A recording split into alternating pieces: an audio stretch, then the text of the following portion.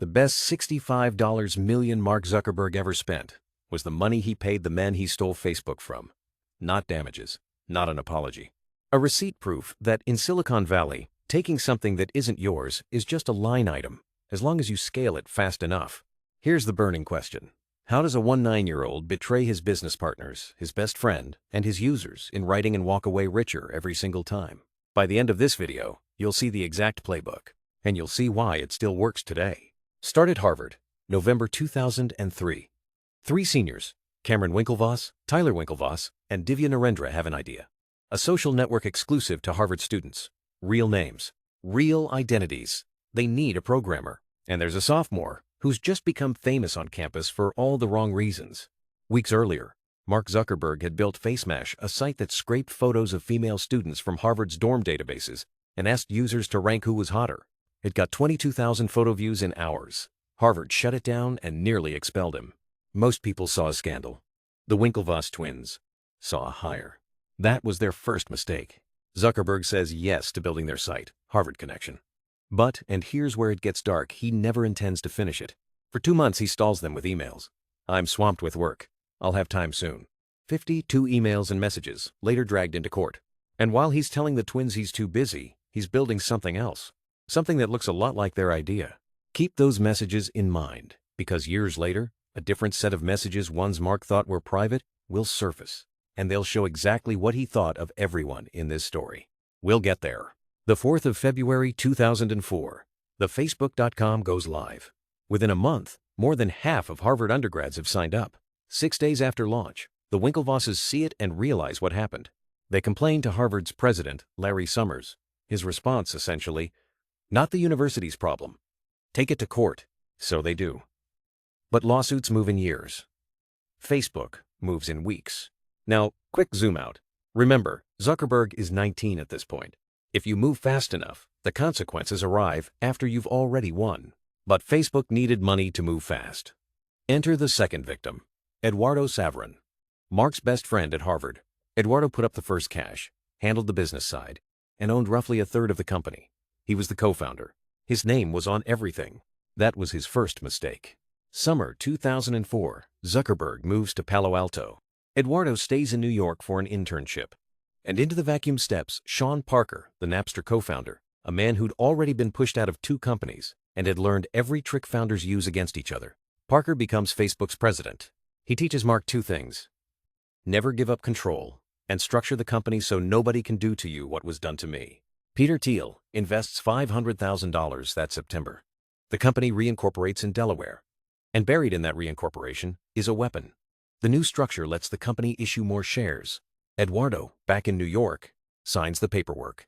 He doesn't read it closely enough. Ask yourself, would you have your best friend send you documents for your company? Do you lawyer up against him? Eduardo didn't. So in 2005, Facebook issues millions of new shares to everyone. Mark, Parker, the new investors, everyone except Eduardo. His stake collapses from around 34% toward single digits. He finds out he's been deluded into irrelevance at the company he funded. He sues. The case settles confidentially. Eduardo keeps a stake and the co-founder title. The friendship doesn't survive. 2 betrayals down. Both settled with money. Both buried under growth.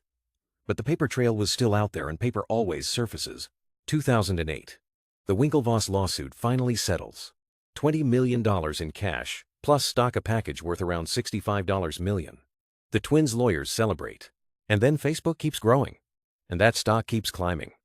Until their victory looks like the cheapest license fee in tech history. Zuckerberg bought clean ownership of a $1 trillion idea for less than Facebook now makes in hours. Here's the thing, though. Remember those private messages I told you about? In 2010, instant messages from Zuckerberg's Harvard days leaked to the press. In one exchange, he brags that he has thousands of emails, photos, and addresses from early users. When his friend asks how, his answer verbatim, "People just submitted it. I don't know why. They trust me." Followed by 2 words insulting every one of them. That's not a smoking gun about the Winklevosses. It's worse. It's the founding philosophy in writing at age 19. User trust is a resource to be extracted. So now zoom all the way out. Because everything after this, everything you lived through, is the same playbook at planetary scale. A competitor threatens you? Don't outbuild them. Buy them Instagram for $1 billion in 2012, WhatsApp for $19 billion in 2014, or clone their features until they suffocate. Internal emails later surfaced in the FTC's antitrust case, showing the strategy in Zuckerberg's own words: better to buy than compete. User data is valuable. Open the gates. For years, Facebook's platform let app developers harvest not just your data, but your friends' data. One personality quiz app collected information tied to up to 87 million people.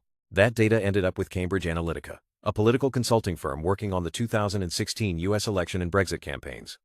Facebook knew about the leak in 2015. You found out in March 2018 from journalists, not from Facebook. And the consequence? In July 2019, the FTC fined Facebook $5 billion, the largest privacy penalty in history. Sounds huge. Facebook's stock went up the day it was announced. Investors did the math instantly. $5 billion was about a month of revenue. The Winklevoss settlement taught Zuckerberg that betrayal costs $65 million. Cambridge Analytica taught him it costs a month. The fines aren't punishment, they're pricing. And that's the answer to the question we opened with. How does one man betray partners, friends, and users in writing and win every time? Because at every step, the people across the table wanted a resolution, and he wanted the asset. The twins wanted justice. He gave them money and kept the network. Eduardo wanted his friend back. He got a settlement and silence. Regulators wanted a headline fine. He gave them one and kept the machine. Everyone else played to end the game. He played to keep it going. Today, Mark Zuckerberg controls Meta with special shares that give him majority voting power, no matter what. He cannot be fired. He cannot be outvoted. He cannot be diluted. Sean Parker's lesson: perfected. The boy who took everything built himself a company where nothing can ever be taken from him. Next week, we're covering the founder who ran the exact same playbook: fake it, scale it, settle it, except her product was blood tests, and when it failed, people's lives were the line item. Elizabeth Holmes made Zuckerberg look honest. Subscribe so you don't miss it, because the pattern only gets darker from here.